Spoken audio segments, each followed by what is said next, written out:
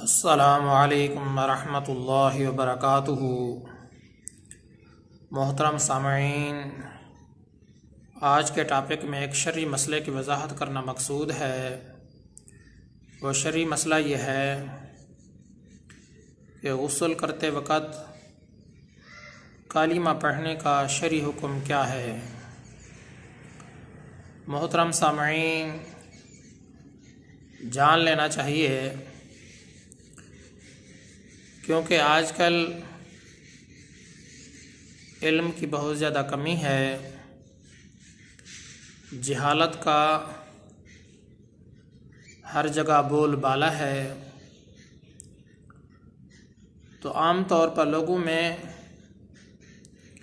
ऐसी बातें पाई जाती हैं जिनका दीन के साथ कोई दूर का ताल्लुक़ भी नहीं होता।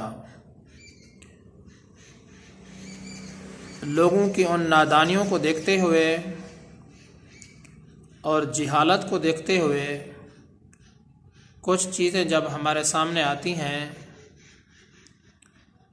तो ये मुनासिब मालूम होता है कि उसकी शरीयत के हिसाब से वजाहत कर दी जाए ताकि इंसानियत को फ़ायदा हो, दीन का इल्म आ जाए और इंसानी दिमाग को रोशनी मिले।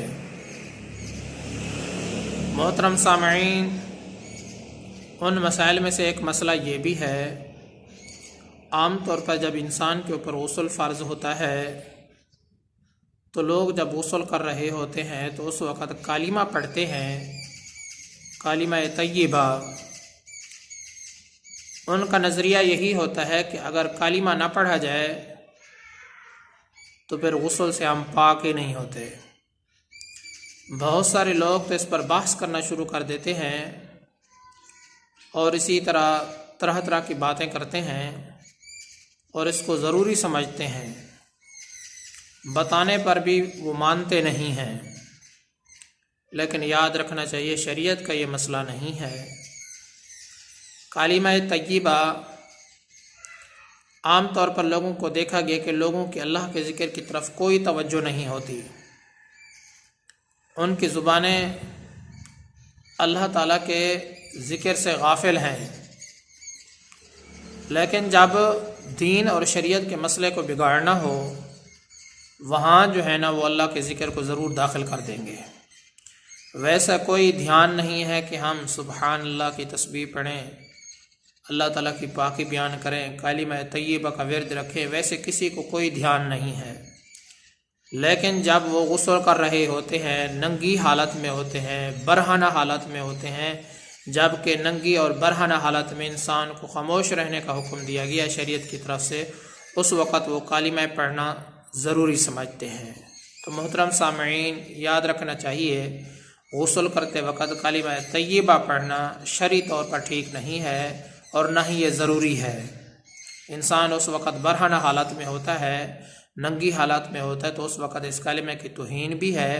और दूसरी बात यह है, शरीयत ने ये आपके ऊपर कोई लाजिम नहीं किया है कि आप कालिमा पढ़ोगे तो तब गुस्ल से पाक हो सकते हो।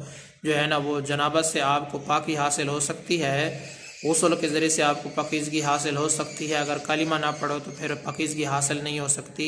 ये शरीयत ने आपके ऊपर लाजिम नहीं किया है, इसलिए गुस्ल के वक़्त कालिमा तय्यबा का पढ़ना कोई ज़रूरी नहीं है। तो इंसान को बरहना हालत में, आम तौर पर जो लोग गुस्ल करते हैं वह बरहना हालत में ही, नंगी हालत में करते हैं, तो उस वक़्त ये पाकीज़ा कलिमात पढ़ना, ये इन कलिमात की तौहीन भी है। और दूसरी बात है कि उस वक़्त इंसान को खामोश रहने का हुक्म दिया गया है। मोहतरम सामईन, मसले का ख़ुलासा यही है कि आम तौर पर यह देखा जाता है कि लोग जब गुस्ल करते हैं तो उस वक़्त इस बात को ज़रूरी समझते हैं कि अगर कालिमा तय्यबा का विर्द किया जाए तो तब इंसान को गुस्ल से पाकी हासिल होती है, वगरना नहीं होती। तो याद रखना चाहिए ये फ़साद अक़ल की वजह से है, जहालत की वजह से है, इल्म ना होने की वजह से है, इल्म की कमी की वजह से ये सारी बातें हैं। जबकि शरीयत ने ये चीज़ इंसान के ऊपर लाजिम नहीं की है। शरीयत ने नापाकी के लिए गुस्ल को फ़र्ज़ किया है। जब आप शरीयत के मुताबिक गुस्ल कर लेते तो आप पाक हो जाते हो, कलिमा तय्यबा पढ़ने की ज़रूरत नहीं है।